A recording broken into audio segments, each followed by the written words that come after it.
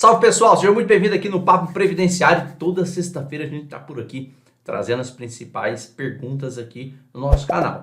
Se você quer participar do Papo Previdenciário, inscreva-se aqui no canal, ative as notificações e comente. É importantíssimo você comentar nos nossos vídeos, trazer suas dúvidas, porque é através das dúvidas que a gente responde você. Se você não perguntar, a gente não tem como adivinhar, né? Vamos lá para a primeira situação aqui, é da Magali. A Magali, ela pergunta o seguinte, olha só. Doutor Augusto, boa noite. Boa noite, Magali. Eu gostaria de uma orientação. Vamos lá. Meu marido se aposentou por idade. Hoje ele tem demência, cardiopatia e muitas outras doenças. Ele recebe a aposentadoria pela Secretaria da Fazenda e pelo meu INSS. Legal, ele tem duas aposentadorias então. Na Secretaria da Fazenda nós conseguimos a isenção de imposto de renda. Mas no INSS, há anos atrás, foi negado, pois na perícia nem o laudo médico foi visto. Hoje gostaria de entrar com pedido. Novamente, o que devo fazer? Magali, nós temos na nossa legislação algumas doenças que são isentas de carência nos casos de aposentados também, né? Isentos de imposto de renda, desculpa. E entre elas, nós temos aí a cardiopatia grave, que é o caso do seu marido. Então, se ele adquiriu a cardiopatia grave agora, após a aposentadoria, ele pode solicitar novamente. Não quer dizer que uma negativa anterior justifique uma negativa atual. Então, se ele não solicitou ainda, solicite novamente, é feito direto no INSS, ele vai passar por uma perícia médica, vai ter que comprovar que tem a cardiopatia aqui, que é a situação dele, né? E consequentemente vai ser deferido aí a isenção de imposto de renda para ele, tá? Então se enquadra sim, você pode fazer novamente a solicitação de isenção de imposto de renda, pode fazer inclusive pelo aplicativo Meu INSS, que já vai te ajudar bastante aí, perfeito? Vamos lá, próxima pergunta que a gente tem aqui, pergunta de número 2, é da Marina da Pereira. Marina pergunta o seguinte, boa tarde, doutor. Sou de Teresina, Piauí. Um abraço aí para todo mundo do Piauí, Teresina, a gente tem clientes aí, né? Vou fazer a perícia de prorrogação no dia 16 de janeiro de 2025, ok? Quanto tempo vale o laudo médico? Tem uma tomografia de 2024. Será que vale ou tenho que fazer outro exame? Marina, isso vai depender muito da sua situação, para comprovar a sua incapacidade. A sua incapacidade é algo visível? É algo simples de verificar? Eu vou te dar um exemplo. A pessoa sofreu um acidente de moto. Ela está com aquela gaiola na perna, fraturou o fêmur, Elizaroff, né? E a pessoa, consequentemente, trabalha como segurança particular. Essa pessoa, quando ela faz uma perícia, independentemente do laudo médico, o perito já consegue visualizar isso de imediato, o problema dela. Fala, não, realmente essa pessoa não consegue caminhar. Como é que ela vai ficar o dia inteiro em pé, sendo que ela está com uma gaiola dessa na perna? Então é algo visível. Então o laudo médico dele é irrelevante se faz 1 ano, se faz 2 anos. Você está com a gaiola ainda, é identificável a situação de incapacidade.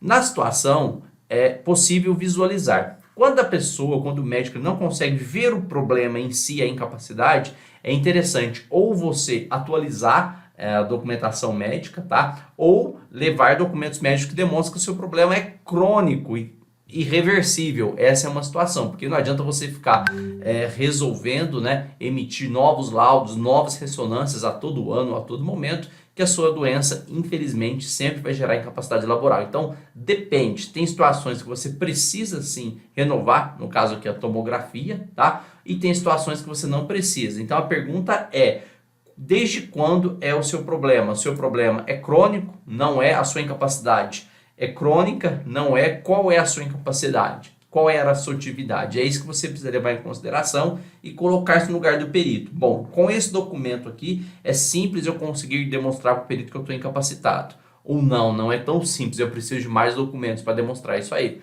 Faça essa pergunta que você vai conseguir identificar direitinho se vai ser necessário refazer, né, os documentos médicos ou não. Perfeito? Vamos lá, próxima pergunta que a gente tem aqui é de Eduardo Marques. O Eduardo pergunta o seguinte, boa noite. Boa noite, Eduardo. Sou deficiente auditivo e tenho 22 anos de contribuição na área insalubre. Como seria a minha aposentadoria? Pô, Eduardo, a sua aposentadoria você pode se enquadrar aí em 2 situações. Estar trabalhando aí na área insalubre não quer dizer que você já conta período especial. Então, para fins de previdência, só para vocês entenderem, pessoal, a gente reconhece aqui como diferenciação na contagem de tempo nos períodos especiais. Isso até a reforma, até 13 de 11 de 2019.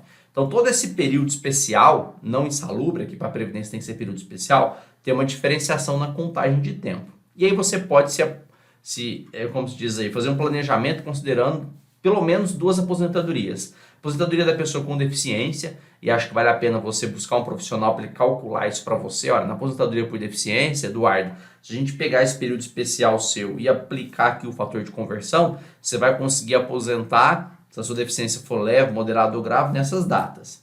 Agora, você também pode discutir a aposentadoria especial, né? Só que a aposentadoria especial depois da reforma, além do período especial, você tem que ter aí também uma idade mínima para conseguir aposentar ou cair na regra de transição. Então você vai precisar fazer um planejamento previdenciário, Eduardo, para entender o que acaba sendo mais viável para você, aposentadoria por deficiência, dependendo do seu nível de deficiência, ou aposentadoria especial. Ambas são excelentes aposentadorias, só vai ter que fazer o cálculo para verificar qual é mais viável financeiramente falando e de tempo também, qual é mais viável, qual que você vai ter menos tempo a solicitar. Perfeito? Isso é importantíssimo. Vamos lá, próxima pergunta que a gente tem aqui é da Magali. Ela pergunta o seguinte: Doutor Augusto, boa noite. Boa noite, gostaria de uma orientação, ok? Meu marido aposentou por idade. Hoje ele tem demência, cardiopatia. Ah, não, essa já foi, pessoal, desculpa. Deixa eu voltar aqui para a última pergunta que a gente tem aqui. Ah, maravilha, é do Joelson. A outra a gente já tinha respondido. Joelson Senna, ele pergunta o seguinte: Doutor Augusto, tem como o senhor fazer um vídeo de antecipação de tutela? Por exemplo, se o advogado pode pedir antecipação na sentença? Joelson, a antecipação da tutela, só para o pessoal entender, pessoal, por que chama antecipação de tutela? É para antecipar tutela, é um direito, uma proteção. Então, serve para você antecipar um direito que a pessoa só teria direito, efetivamente, quando o processo transitar em julgado. Por que ele está falando aqui na sentença? Está falando na sentença porque depois que o juiz analisou todos os fatos, fez a instrução probatória, que a gente fala assim, você comprovou para o juiz aquilo que você queria, seja uma aposentadoria por idade, uma aposentadoria por tempo de contribuição, uma aposentadoria por deficiência, o juiz já entendeu, depois de analisar todas as suas provas, que você tem direito a conceder, de conseguir, né, um benefício previdenciário. E aí ele pode sim, né, o advogado pode sim solicitar que você já comece a receber esse benefício antecipadamente. Por que antecipadamente? Porque o seu processo não acabou ainda, porque o INSS pode recorrer. Agora, isso pode acontecer sem problema nenhum. Quais as complicações disso?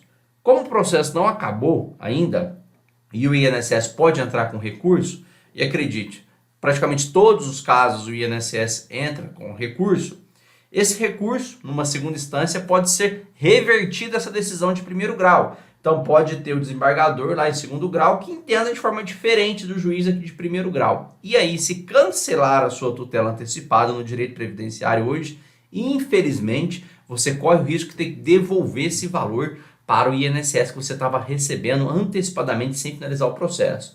Então, muito cuidado com isso, tá? Converse com o seu advogado, com a sua advogada direitinho, para verificar se efetivamente isso é viável. É uma decisão recente do STJ, essa possibilidade de ter que devolver o valor recebido em tutela, para você não ter surpresas lá na frente, tá bom? Talvez é melhor deixar o processo ser totalmente finalizado para depois começar a receber o benefício. E tem situações que a pessoa prefere mesmo receber a tutela antecipada porque está numa situação de desespero, caráter alimentar, está desempregado, então depende de cada situação. Converse com o seu advogado direitinho, com a sua advogada, que ele vai conseguir te orientar perfeitamente, tá bom? Vem com a gente, pessoal, que na próxima semana tem vídeo novo. Até lá, tchau!